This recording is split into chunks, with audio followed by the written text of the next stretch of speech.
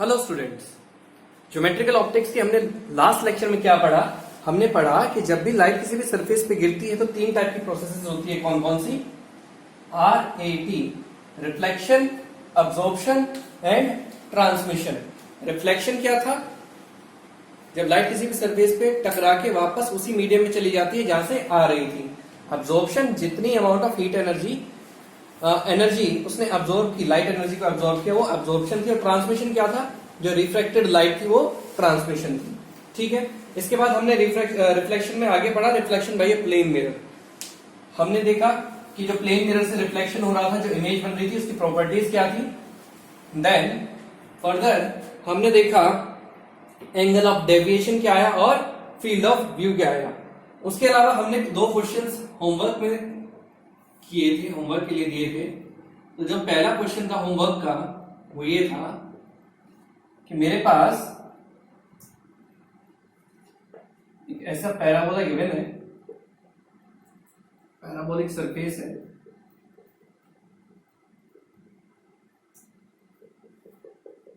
Equation थी इसकी y equals to x square. और अगर लाइट रे इस पर ऐसे आके गिरती है पॉइंट P पर, तो आपको बताने थे कोऑर्डिनेट्स ऑफ पॉइंट P। कब? जब लाइट इस पर पड़ने के बाद क्या हो जाए? वर्टिकल हो जाए। जब लाइट इस पर गिरने के बाद क्या हो जाए? वर्टिकल हो जाए। यानी कि इंसिडेंट रे और रिफ्लेक्टेड रे में एंगल कितना है? 90 डिग्री। पक्की बात। तो जब लाइट जिस भी सरफेस पे टकराई तो हमारा सबसे पहला धर्म क्या होता है? उस सरफेस पे नॉर्मल ड्रॉ करना। अब नॉर्मल ड्रॉ कैसे की जाए? सबसे पहले तो जहां पर ये लाइट गिर रही थी वहां पे हमें क्या ड्रॉ करनी है? टेंजेंट ड्रॉ करनी है। और इस टेंजेंट लाइन पे अब मैं क्या ड्रॉ करूंगा? यहाँ पे नॉर्मल। ठीक है। अब लॉज ऑफ रिफ्लेक्शन के according this angle is equal to this angle. तो ये अगर एंगल 45 90 था टोटल, तो ये और ये कितना हो गया? 45 डिग्री और 45 डिग्री इक्वली बढ़ गया, बराबर। अब ये इस पे क्या थी? नॉर्मल थी इस टेंजेंट लाइन पे। तो अगर ये 45 डिग्री है तो ये एंगल भी बाय डिफॉल्ट कितना हो गया भाई? 45 डिग्री। पक्की बात। और अगर ये 45 डिग्री है तो ये एंगल भी कितना हो गया? 45 डिग्री। क्यों? Because these two are alternate angles. These two are alternate angles. पक्की बात है। चलिए, अब मुझे इस पैराबोला की इक्वेशन दी थी y equals to x square. ठीक है। तो अगर मैं इसे डिफरेंशिएट कर देता हूं, differentiate this equation with respect to differentiate कर देते हैं दोनों तरफ। तो देखते हैं बोथ साइड। तो dy equals to 2x dx और dy बाई dx की वैल्यू क्या आ गई भाई? 2x आ गई। मेरे पास इक्वेशन बनी पहली। अब ये जो टेंजेंट है, इस टेंजेंट की स्लोप कितनी है? 45 डिग्री। टेंजेंट की स्लोप कितनी है? 45 डिग्री। यानी कि tan theta equals to 45 degree. tan theta sorry m, slope is m is tan 45 degree. और वो कितनी है भाई? dy बाई dx के इक्वल है। tan 45 कितना हुआ? 1। तो 1 equals to dy by dx। Equation आई 2। सो फ्रॉम 1 एंड 2 मेरे पास क्या चीज आ गई? 1 equals to 2x and x equals to 1 by 2। x equals to 1 by 2। और अगर x 1 बाई 2 है तो y क्या था? y इज एक्स स्क्वायर, सो 1/4। तो आपके पास x और y दोनों कोऑर्डिनेट्स आ गए इस क्वेश्चन के लिए। ठीक है, आया समझ? चलिए नोट कर लीजिए इसे। अब जो नेक्स्ट क्वेश्चन था वो था आपके पास फील्ड ऑफ व्यू के लिए। फील्ड ऑफ व्यू के लिए नेक्स्ट क्वेश्चन था। क्या था क्वेश्चन? कि मेरे पास यहां पर एक 1.5 मीटर का बॉय खड़ा है, लड़का। इसके बाद यहां पर एक प्लेन मिरर लगा हुआ है, लड़के से 1 मीटर की दूरी पर, लड़के से 1 मीटर की दूरी पर 1 मीटर की सुंदर कन्या खड़ी है, और आपको बताना है कि length of mirror such that boy can see full image of सुंदर कन्या, और ये जो दूरी थी वो भी कितनी थी, 1 मीटर। ठीक है, तो कैसे बनाएंगे भाई, कैसे सॉल्व करेंगे? सॉल्व करने का तरीका, अगर ये प्लेन मिरर है तो इस एसके की इमेज मिरर के दूसरी तरफ कितनी दूरी पे बनेगी, 1 मीटर की दूरी पे बनेगी, क्योंकि प्लेन मिरर के लिए क्या होता है, image distance is equal to object distance, यही होता है ना। तो ये मैंने प्रॉपर्टी इस्तेमाल की, ये मेरे पास यहां पर क्या बन गई, इमेज बन गई आई। ठीक है, अब अगर बॉय को इसकी पूरी इमेज दिखनी है तो यानी कि इसके चरणों के भी दर्शन होने चाहिए और इसके सर के भी दर्शन होने चाहिए, यानी कि एक रे तो कहां से आएगी, यहां बिल्कुल नीचे से जो इसकी आंख पर जाए, और एक इसके टॉप से जो इसकी आंख पर जाए। पक्की बात? चलिए रे डायग्राम बना लेते हैं इसका अगर रे डायग्राम बनाया जाए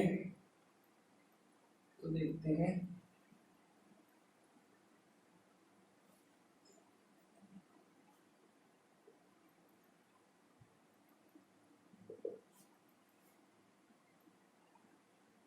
तो ये तो आ गई आपके पास पहली रे। ठीक, दूसरी रे कहां से, सर से।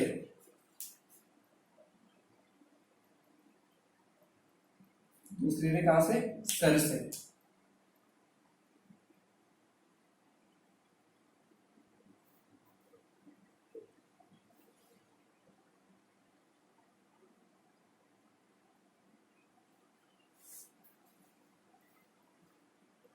ये आ गई दूसरी रे, और ये आपके बन गया यहां पर रे डायग्राम। अब जो ये रे डायग्राम बनाया है इसका नामकरण कर देते हैं भाई, पॉइंट्स का नाम कर देते हैं। ये point A, B, C, D, E, F, G, H, I यहां पर है तो जे, और इसके ऊपर एक पॉइंट ले लेते हैं के। ठीक है, तो इस तरीके का मेरे पास डायग्राम बन गया। अब देखिए मुझे कितने पोर्शन की जरूरत पड़ी मिरर के इस लड़की की इमेज बनाने के लिए, that is F G. F G is question mark, मुझे एफ जी की वैल्यू यहां पर बतानी कि एफ जी की वैल्यू कितनी होगी। तो सिंपली मैं अगर टोटल हाइट ई एच में से ये जी एच माइनस कर दो तो मुझे क्या मिल जाएगी, एफ जी। तो मुझे सिर्फ इसी के लिए सॉल्व करना है। ठीक है, सॉल्व करिए। सबसे पहले निकालते हैं ईएफ निकाल लेते हैं। तो इन triangle A K J, A K J, in triangle A E F, triangle A K J similar to triangle A E F. और अगर ऐसा पॉसिबल है, अगर ऐसा है तो क्या होगा भाई, ए ई एफ में देखिए जरा, A E upon E F equal to A K upon के जी। ठीक है, ये 1 था और ये लाइन कहां से आ रही है, 1.5 से, तो ये कितना बचा भाई, 0.5। तो के जी की वैल्यू भी मेरे पास है कितनी, 0.5। चलिए बताइए कितना आया, के जी की वैल्यू कितनी है, 0.5 है। यहां से मुझे किसकी वैल्यू निकालनी है, ई एफ की। तो यहां से मैं ई एफ की वैल्यू निकाल सकता हूं। ई एफ क्या आ गया, ई एफ आ गया ए ई इंटू के जी। ए ई कितना था, 1 और 1 2, ए ई इंटू के जे कितना था, 1/2, 1/2 और अपॉन ए के कितना था, 1 2, और ये कितना होगा, 1 मीटर, ये होगा 3, तो कितना हो गया भाई ये 1/3 मीटर। ठीक है, सिमिलरली कौन कौन से ट्राइंगल और सिमिलर है, मुझे क्या चाहिए, जीएच चाहिए। तो जीएच के लिए ट्राइंगल देखिए ए बी आई और जी एच आई। तो triangle A B I similar to triangle G H I. तो अगर ये दोनों ट्राइंगल्स सिमिलर हैं, अगर ये दोनों ट्राइंगल्स सिमिलर हैं तो A B upon B I equals to G H upon H I, और यहां से मेरे पास जी एच की वैल्यू क्या आ गई भाई, G H is A B into H I, A B कितना 1.5 into H I 1 upon B I is 1113, तो जी एच की वैल्यू आ गई 1/2। तो एफ जी कितना आ गया, ये टोटल ई एच कितना होता 1.5, 1.5 में से मुझे ई एफ पता है और जी एच पता है, अगर मैं 1.5 में से ये दोनों वैल्यूज माइनस कर दूं तो मेरे पास क्या आ जाएगी एफ जी। तो F G is equal to क्या होगा यहां पर, एफ जी इज, या ऐसे लिखिए E H is equal to E F plus F G plus G H. So F G is equal to E H minus E F minus G H. ठीक है, solve कर लेंगे इसे, answer आ जाएगा आपका। ठीक है, ओके, नोट कर लीजिए।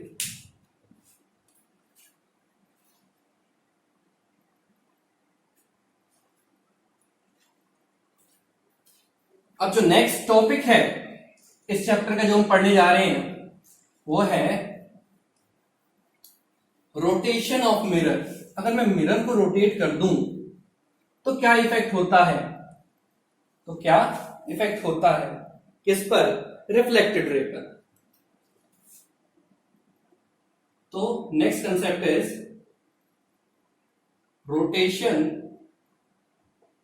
रोटेशन ऑफ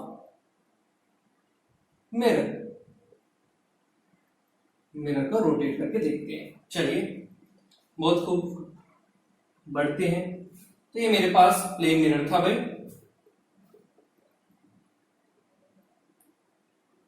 ये कोई भी एक इंसिडेंट रे आई, मिरर से टकराई, टकराकर वापस चली गई, टकराकर वापस चली गई। तो अगर ये एंगल थीटा था, अगर ये एंगल थीटा था तो ये एंगल भी थीटा होगा। क्यों होगा, as per laws of reflection. पक्की बात, चलो अच्छी बात है, या थीटा नहीं से आई मान लेते हैं। अगर ये एंगल आई था, एंगल ऑफ इंसिडेंस, तो ये एंगल भी एंगल ऑफ इंसिडेंस के इक्वल होगा। ठीक है, अब मैं बोलता हूं कि मैंने इस मिरर को रोटेट कर दिया, मैंने इस मिरर को रोटेट कर दिया at an angle of theta, at an angle of theta, theta angle पर मैंने इसे थोड़ा सा रोटेट कर दिया। तो क्या होगा, अगर मैंने इसे रोटेट कर दिया तो अब इस मिरर के लिए नॉर्मल जो है वो भी चेंज हो जाएगी। पक्की बात है ना, नॉर्मल भी चेंज हो जाएगी। जो नॉर्मल आएगी उसके लिए थोड़ा सा और रोटेट कर देते हैं, क्लियर डायग्राम बन जाएगा।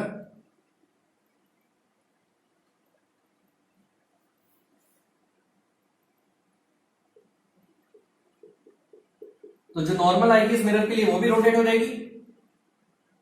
अब इसके लिए न्यू नॉर्मल ये हुई। अगर मैं इसका नामकरण कर दूं तो ये आई था, ये एन था और ये आर था, ये एंगल आई, ये भी एंगल आई। ठीक है, तो आई तो एज इट इज रहा। क्या हुआ, अब जो angle, new angle of reflection है वो क्या हुआ, दिस एंगल आई, अगर ये थीटा घूमा तो नॉर्मल कितना घूमा भाई, नॉर्मल को नाम, जो नॉर्मल नई नॉर्मल आई उसे नाम दे देते हैं एन डैश।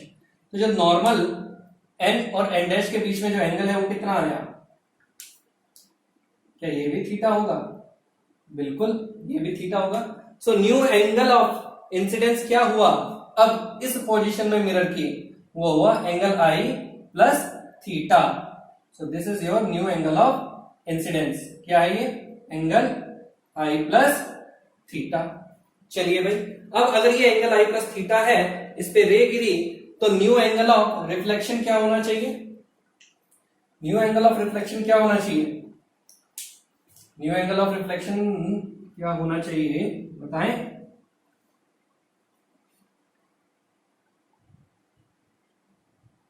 ये न्यू एंगल ऑफ रिफ्लेक्शन होगा, आर डैश से शो कर देते हैं कितना होना चाहिए, ये भी एंगल आई प्लस थीटा होना चाहिए, ठीक है, बराबर।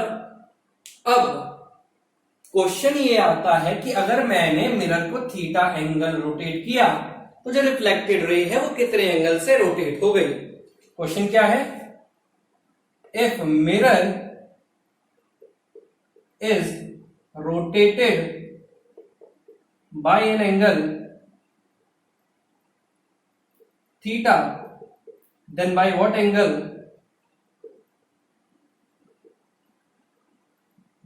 angle, does the reflected ray is get rotated, reflected ray कितना एंगल से घूम गई, यानी कि जो पुरानी रिफ्लेक्टेड रे थी और जो नई रिफ्लेक्टेड रे आई, इन दोनों के बीच में एंगल कितना था, ठीक है। तो मुझे अब ये निकालना है। चलिए भाई, बहुत खूब। अब यहां से यहां तक का एंगल कितना, आई प्लस थीटा, ये एंगल कितना, आई प्लस थीटा, ये एंगल कितना है टोटल थीटा, और ये कितना है आई। तो ये जो एंगल बचा ये वाला, ये कितना हुआ भाई, ये कितना हुआ, theta minus I, theta minus I हुआ।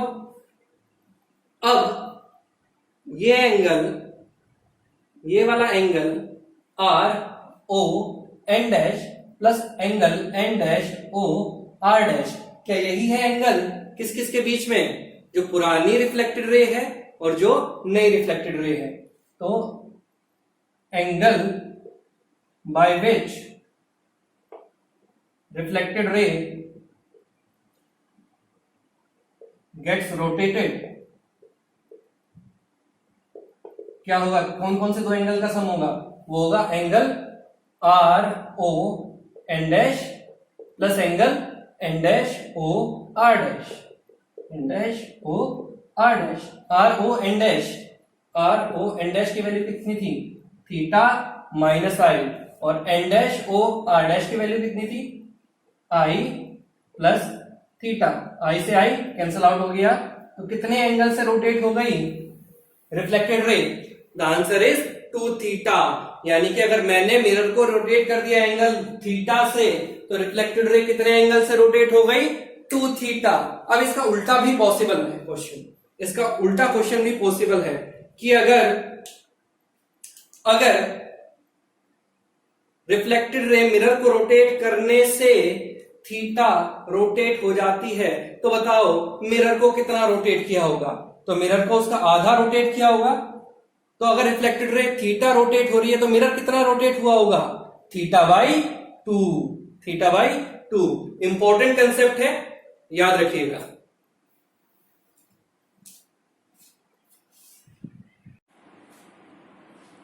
अब जो नेक्स्ट टॉपिक है हमारा प्लेन मिरर्स में, वो क्या है, इमेज फॉर्मेशन,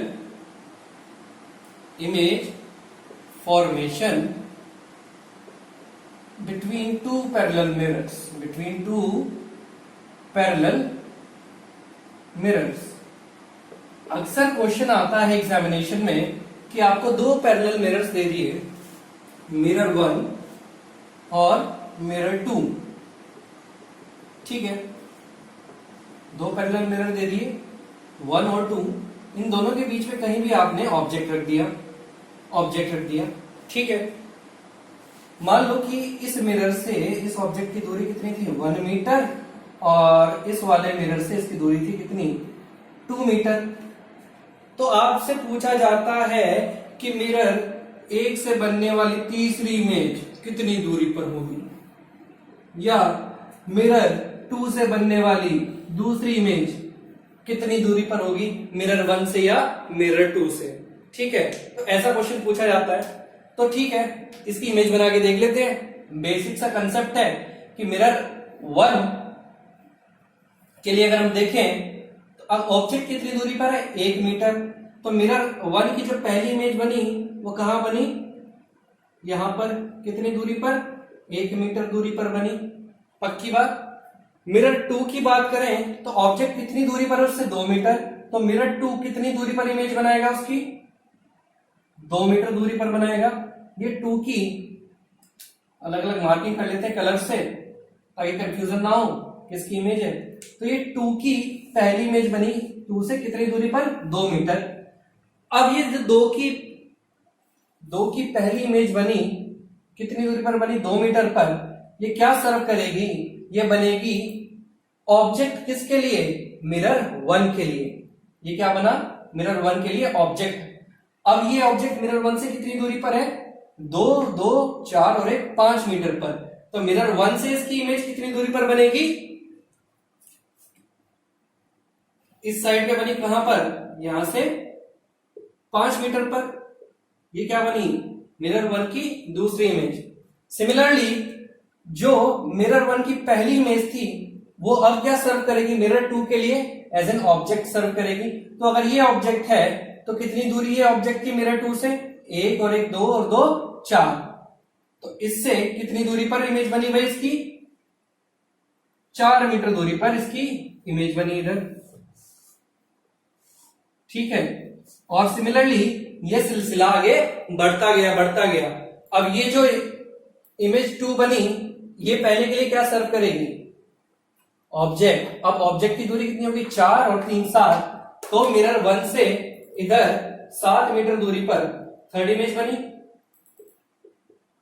अब ये थर्ड इमेज है वो क्या हुई, 2 के लिए ऑब्जेक्ट। अब 2 के लिए कितना हो गया ऑब्जेक्ट डिस्टेंस, 7 और 3 10, 7 और 3 10, और ये सिलसिला चलता रहा।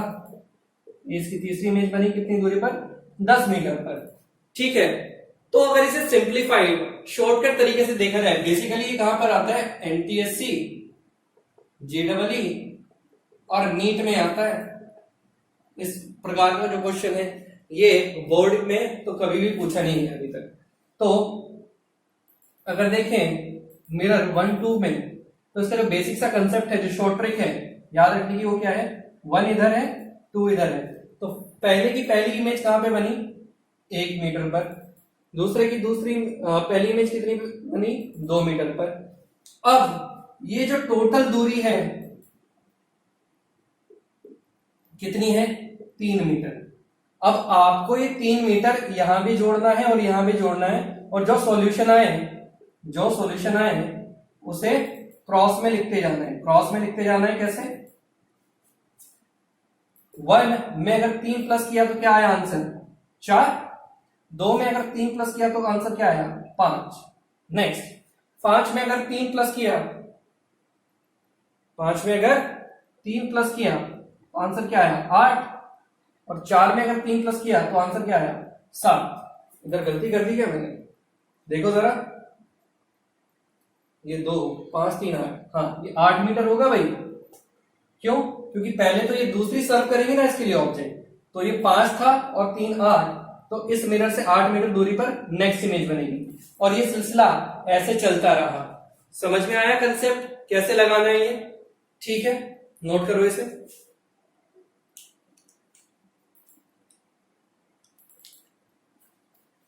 अब अगर मैं आपसे यहां पर कुछ ऐसा ही क्वेश्चन पूछूं तो क्या आप बता सकते हैं कि कितने नंबर ऑफ इमेजेस बनी होंगी।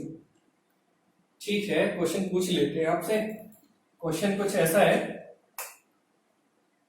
कि भैया जी ये मेरे पास 2 प्लेन मिरर्स हैं,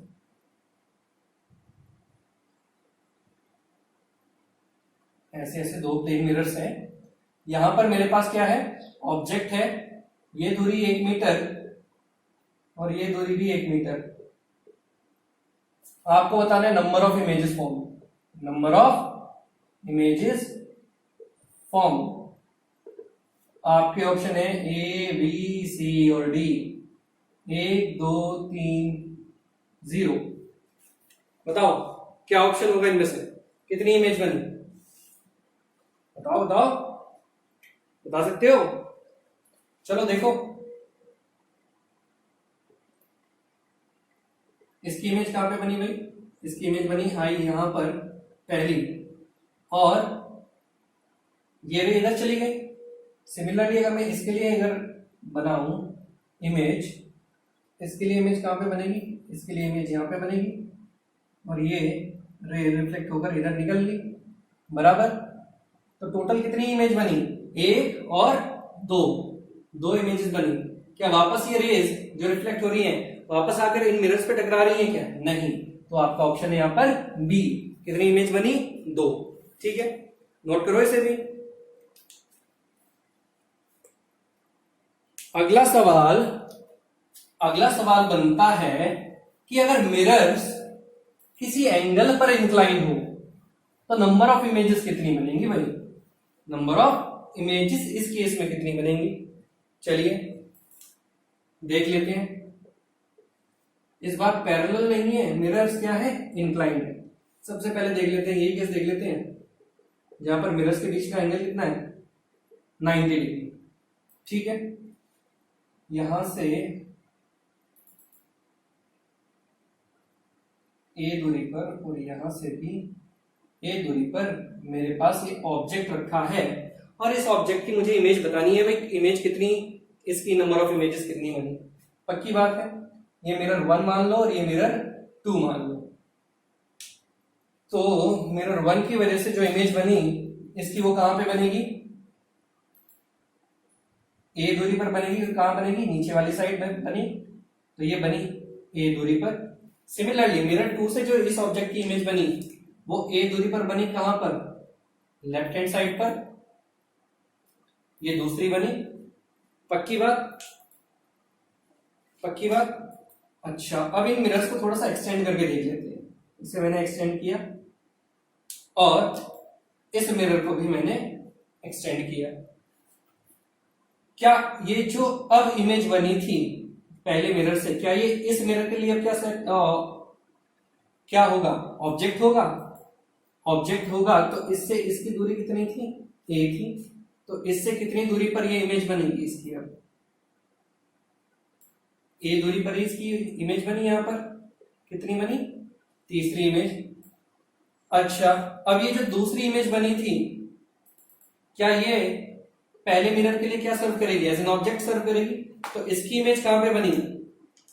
इसकी इमेज भी कहां पे बनी? इसकी इमेज भी बनी यहां पर। यानी कि जो थर्ड इमेज है वो वहां पर दो इमेजेस कोइंसाइड कर रही है। थर्ड पॉइंट पे दो इमेजेस कोइंसाइड कर रही है। कौन कौन सी? जो दूसरे मिरर से बनी और जो पहले मिरर से बनी। पक्की बात? ये चीज समझ में आई?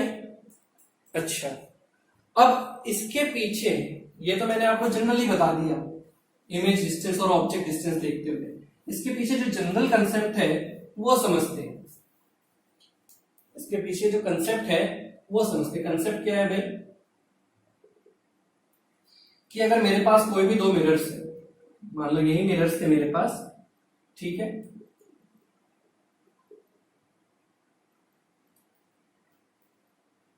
और ये मेरे पास ऑब्जेक्ट आ गया। ये डिस्टेंस d है ऑब्जेक्ट का, कहां से? इंटरसेक्शन पॉइंट से। ठीक है, तो जो कंसेप्ट है वो क्या है, लिख लीजिएगा इसे। All the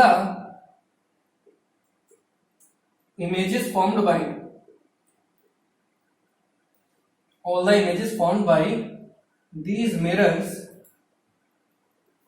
these mirrors will lie on the periphery, यानी कि पेरिफेरी यानी कि boundary of the periphery of the circle. Periphery of the circle यानी कि circumference of the circle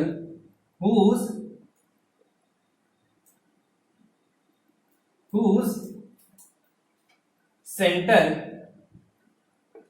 is the intersection point, whose center is intersection point of mirrors, जिसका centre क्या है? Intersection point है किसका? मिरर्स का। And whose radius is equal to distance of object from intersection point। समझे? यानी कि जितने भी इमेजेस बनेंगी इन दोनों मिरर्स के कॉम्बिनेशन से वो कहां पर लाई करेंगी? उस सर्कल पर लाई करेंगी जिसका सेंटर क्या होगा? ये इंटरसेक्शन पॉइंट, और जिसकी रेडियस क्या होगी? Distance between intersection point and object. ठीक है, यानी कि डी क्या हो गई? रेडियस। तो अगर मैं इसे रेडियस बना लेते हुए यहां पर जो सर्कल बना दूं तो वो ऐसा आया। तो जितनी भी इमेज होंगी वो कहां लाई करेंगी भाई? इस सर्कल की पेरिफेरी पर, इस सर्कल की पेरिफेरी पर लाई करेंगी। पक्की बात है? चलिए नोट कीजिए। तो देखिए, इसकी जो पहली इमेज बनी थी वो कहां पे बनी थी? यहां पर बनी थी। इसकी जो पहली इमेज बनी थी वो कहां पर बनी थी? यहां पर बनी थी। ये एक थी, ये दो थी। पक्की बात? इसे एक्सटेंड कर दिया जाए। इसकी अगली इमेज कहां पे बनी थी? यहां पे बनी थी तीसरी, और इसकी अगली इमेज कहां पे बनेगी? यहीं पे बनेगी। तो वही क्वेश्चन हमने यहां पर सॉल्व कर दिया। ठीक है, आया समझ? चलिए एक ऐसा ही क्वेश्चन करते हैं, थोड़ा कंसेप्ट और ज्यादा क्लियर हो जाएगा। So next is a question. तो क्वेश्चन क्या है भाई? मेरे पास दो प्लेन मिरर्स दिए हुए हैं क्वेश्चन में, जिनके बीच का एंगल कितना है? जिनके बीच का एंगल दिया है आपको 60 डिग्री। कितना भाई? 60 डिग्री। ठीक है, जो हमारा ऑब्जेक्ट है वो डी डिस्टेंस पे रखा है इन दोनों मिरर्स के इंटरसेक्शन पे, और कितना एंगल पे है? 30 डिग्री विद हॉरिजॉन्टल। ये मेरे पास ऑब्जेक्ट है।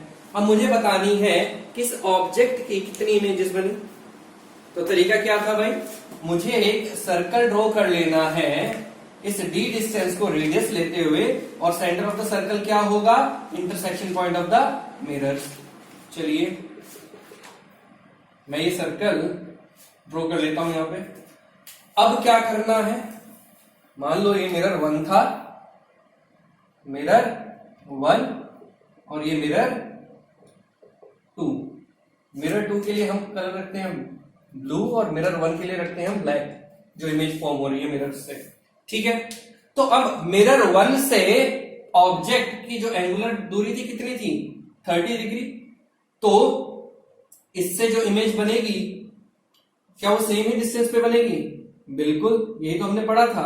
तो अगर यहां पर बनी तो इसकी जो पहली इमेज आई वो यहां पर आई मिरर 1 की। ठीक है, कितने रिफ्लेक्शन के बाद बनी है? एक सिंगल रिफ्लेक्शन के लिए, तो 1R बराबर भाई। ठीक है, मिरर 2 के लिए देखते हैं। मिरर 2 के लिए देखते हैं। अब मिरर 2 से ऑब्जेक्ट कितनी दूरी पे था? 30 डिग्री। तो इसकी इमेज कितनी दूरी पे बनेगी? मिरर 2 से 30 डिग्री ऊपर, या मिरर 2 के 30 डिग्री पीछे बनेगी। तो अगर 30 डिग्री पीछे बनेगी तो कुछ यहां पे इसकी सेकंड इमेज बनी। सेकंड इमेज मतलब मिरर 2 की पहली इमेज, जिसे मैं नंबर 2 से डिनोट कर रहा हूं यहां पर। कितने रिफ्लेक्शन के बाद बनी? एक रिफ्लेक्शन के बाद बनी भाई। ठीक है, अब जो मिरर 1 से पहली इमेज बनी वो सर्व करेगी क्या? Object for mirror 2। मिरर 2 के लिए उसने क्या सर्व किया? ऑब्जेक्ट। तो अब इसकी इमेज कहां पे बनेगी? इमेज बनाने का तरीका क्या था जो हमने शुरू में पढ़ा था कि इसे परपेंडिकुलरली जोड़ दिया जाए। तो इसके अपोजिट एंड पे क्या मिलेगी मुझे? इस 1.1, जो 1 फर्स्ट इमेज बनी थी, अब इसकी भी मुझे इमेज बनी, इसकी भी इमेज मिली कहां पे? मिरर 2 के इस वाले साइड पे। ठीक है, कितने एंगल दूर पे थी भाई यहां से? मिरर 2 से 60A टोटल था और 30A, तो 60 और 30 90। तो मिरर 2 से इधर 90 डिग्री पर मुझे क्या मिली? थर्ड इमेज बनी। थर्ड इमेज मिली। किसने बनाई थर्ड इमेज? मिरर 2 ने बनाई। कितने रिफ्लेक्शन लगे भाई इसको? 2 रिफ्लेक्शन। 2 रिफ्लेक्शन कैसे भाई? पहला रिफ्लेक्शन तो ये था, और फिर इसका भी रिफ्लेक्शन यहां पर मुझे मिला। पक्की बात? अब ये जो सेकंड इमेज थी किसने बनाई थी? मिरर 2 ने। इसकी इमेज मुझे कहां पे मिली? इसकी इमेज मुझे यहां पे मिली किसकी वजह से? मिरर 1 की वजह से। तो ये मेरी कौन सी इमेज हो गई? फोर्थ इमेज हो गई। और इसे भी कितने रिफ्लेक्शन लगे? 2 रिफ्लेक्शन लगे। ठीक है, अब अगर मैं फोर्थ की इमेज बनाना चाहूं तो फोर्थ किसके लिए ऑब्जेक्ट सर्व करेगा, मिरर 2 के लिए। तो मिरर 2 से अब इसकी दूरी कितनी थी भाई, इसकी दूरी ये थी, ये थी ना इसकी, तो इतनी ही दूरी पर इधर मुझे इसकी इमेज मिली। कितनी दूरी थी जरा कैलकुलेट करें तो कितनी बनती है, देखिए ये टोटल एंगल कितना था 90 डिग्री। अगर ये 30 है, ये 30 है तो ये भी कितना होगा 30, तो इससे इधर कितनी दूरी पर 30 डिग्री पे मुझे ये इमेज मिली, कौन सी, पांचवी इमेज मिली। कितने रिफ्लेक्शन लगे, 3 रिफ्लेक्शन लगे। इसकी इमेज बनाऊं, थर्ड की इमेज बनाऊं, थर्ड की इमेज बनाने के लिए कौन से मिरर का इस्तेमाल होगा, मिरर 1 का। तो मिरर 1 के लिए कहां पे बनेगी, मिरर 1 से कितनी दूरी थी इसकी 30 डिग्री, तो इधर से 30 डिग्री यानी कि यही पॉइंट। तो जो पांचवा पॉइंट है, जो पांचवी इमेज आई, पांचवे पॉइंट पर क्या लग रहा है आपको कि दोनों मिरर से जो इमेज बनी वो कोइंसाइड हो रही थी। तो टोटल नंबर ऑफ इमेजेस कितनी हुई, 5 या 6, 5 या 6, टोटल नंबर ऑफ इमेजेस हो गई आपके पास 5, क्योंकि जो छठी इमेज थी वो तो पांचवी के ऊपर ही बन रही थी ना, कोइंसाइड कर रही थी उसी पॉइंट पे। ठीक है, ये बात समझ में आई। तो इसे सॉल्व करने का देखो एक क्या तरीका है कि मैं मिरर 1 और मिरर 2 इधर लिख लेता हूं भाई, इधर लिख लिया। अब इनकी जो पहली पहली इमेजेस थी कितने कितने एंगल पे बनी वो लिख लिया, 30 डिग्री और 30 डिग्री। अब जो मिरर 1 की पहली थी वो मिरर 2 की दूसरी का कारण है, मिरर 2 की दूसरी का कारण है। तो इसे क्रॉस में इसमें कितना जोड़ दिया जाए, जैसे हम जब पैरेलल मिरर्स थे तो कितना जोड़ रहे थे, उन the distance between the 2 mirrors जोड़ रहे थे। अब क्या करेंगे, एंगल बिटवीन द 2 मिरर्स जोड़ेंगे। तो एंगल कितना था 60, तो यहां पर जोड़ा 30 में 60 जोड़ा तो कितना है 90। देखना ये 90 पे आई थी मिरर 1 से ये वाली इमेज, और जो थर्ड आई थी वो क्या आई थी, वो 90 पे थी मिरर 2 से। तो 30 प्लस 60 कितना हुआ भाई 90 डिग्री बराबर। अगली इमेज कहां पे मिली मुझे, 90 प्लस 60 150 डिग्री, और 90 प्लस 60 150 डिग्री। अगेन ऐसे जोड़ता जाऊं तो ये सीक्वेंस आगे बढ़ता जाएगा। पर चूंकि एक सर्कल में जो टोटल एंगल हो सकता है वो कितना हो सकता है, एक पॉइंट पर कितना एंगल हो सकता है 360 डिग्री। तो मेरे पास जो नंबर ऑफ इमेजेस हैं वो क्या होंगी, लिमिटेड होंगी, और उस लिमिटेड वैल्यू के बाद वो क्या करना स्टार्ट कर देंगी, आपस में कोइंसाइड करना स्टार्ट कर जाएंगे। तो मुझे अब जहां पर कोइंसिडेंस है वो वाला पॉइंट नोट करना पड़ेगा। तो इसे चेक कैसे करें, इसे चेक करने का तरीका है भाई, जो आपकी लास्ट इमेज बनी है, लास्ट इमेज कहां कहां पे बनी है 210 और 210, कितनी इमेज है ये 2, 210 into 2 plus angle between the mirrors कितना था 60 डिग्री। अगर ये 360 के इक्वल आ जाता है तो बहुत अच्छी बात है, बहुत अच्छी बात है, मेरे पास ये वैल्यूज आ जाएगी, और इसे देख के मैं पता कर लूंगा कि कोइंसाइड हो रही है कि नहीं हो रही है। उसके हिसाब से मैं इसका पता लगा लूंगा क्या ये 360 के इक्वल है, नहीं है। बट अगर मैं यहां पर देखूं 150 और 150, तो 150 इंटू 2 जो लास्ट 2 इमेजेस मेरे पास बनी प्लस 60 डिग्री, क्या ये 360 के बराबर है, जी हाँ ये 360 के बराबर है। तो मेरी लास्ट इमेज कहां पे बनी 150 डिग्री पे। अब 150 डिग्री पे जो इमेजेस बन रही थी जरा मिरर 1 से देखूं मैं, तो टोटल एंगुलर डिस्प्लेसमेंट कितना था 90 प्लस 30 कितना हुआ 120, और ये 30 था कितना हुआ 150 बराबर। इधर से अगर मैं चलूं तो ये 90 30 और 30, तो ये भी कितना हो गया आपके पास 150 डिग्री। तो टोटल नंबर ऑफ इमेजेस कितनी बनी मेरे पास 5। पक्की बात, आया समझ, एक बार नोट कर लो। ये था इसे कंसेप्चुअली समझने का तरीका कि अगर सारी इमेजेस कहां पे लाई कर रही हैं, पेरिफेरी ऑफ द सर्कल पे लाई कर रही हैं। अगर पेरिफेरी ऑफ द सर्कल पे लाई कर रही है तो आपको सबसे पहले कैलकुलेट करना है, कैलकुलेट एन, और एन कैसे कैलकुलेट करते हैं 360 degree divided by theta. Theta क्या है, angle between the mirrors, angle between mirrors. अब जो सारी इक्वेशन है वो किस पर डिपेंड करती है, एन पर। तो इफ एन जो आया मेरे पास अगर फ्रैक्शन आया, अगर मेरे पास n फ्रैक्शन आया तो number of images whole part of the fraction, whole part of the fraction, ठीक है। अगर n मेरे पास एक होल नंबर आता है, चलिए होल नंबर आ गया। अब होल नंबर में भी दो पॉसिबिलिटीज हैं, या तो इवन होगा या ओड होगा। तो अगर इवन आया तो नंबर ऑफ इमेजेस